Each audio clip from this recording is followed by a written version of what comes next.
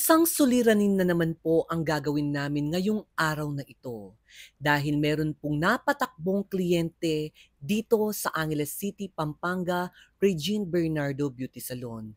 Hindi makalabas-labas ng kanyang tahanan dahil sa kanyang kulay ng kanyang buhok. Itago natin sa pangalang Red na Lin o Linlin kung tawagin. Si Linlin, ang kwento ng kanyang buhok ay dati po siyang nakadark. Dahil nauuso ang mga kulay ng buhok ng mga bini at hindi na natin talagang mapipigilan ang pagsikat ng mga grupo ng mga kababaihan kung tawaging bini. Kaya si Linlin, nakibini na rin sa kanyang buhok-buhukan.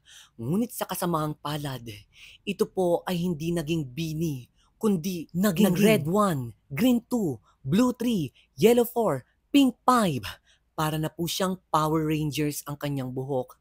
Kaya naman po pinadark ni Linlin ang kanyang buhok para nang sa ganon magpantay lamang po ang pagka-reddish ng kanyang buhok na ninanais. Nag-routings na lamang po kami sa kanyang buhok para nang sa ganon mag-tone down po yung parang mala-orange na kanyang buhok.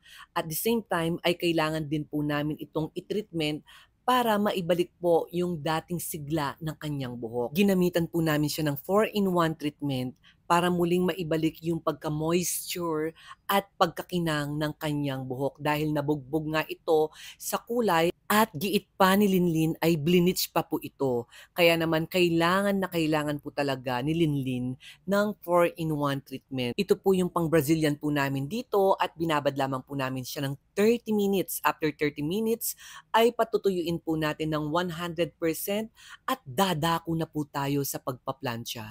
Ang pagpaplansya ay dapat mahina lamang po yung temperatura.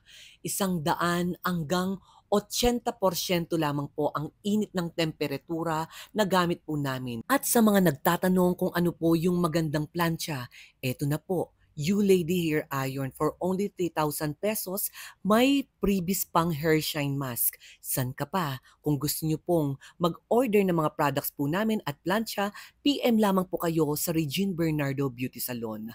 At ipaparating po namin sa inyong mga tahanan. Pero yung shipping fee ay sa inyo na po. At eto na po ang kinilabasan ng buhok ni Linlin. Tignan nyo naman po ng masinsinan, tutukan, wag kukurap. Ito po yung kanyang before. Yung tuktok po niya parang parot ni Sarah na si Bonipard. Sarah! Diba? Kaya ngayon mga madamdamin, kung kabuhok nyo po si Linlin, PM lamang po kayo sa FB page po namin, Regine Bernardo Beauty Salon, at huwag kalimutan i-follow at pusuan.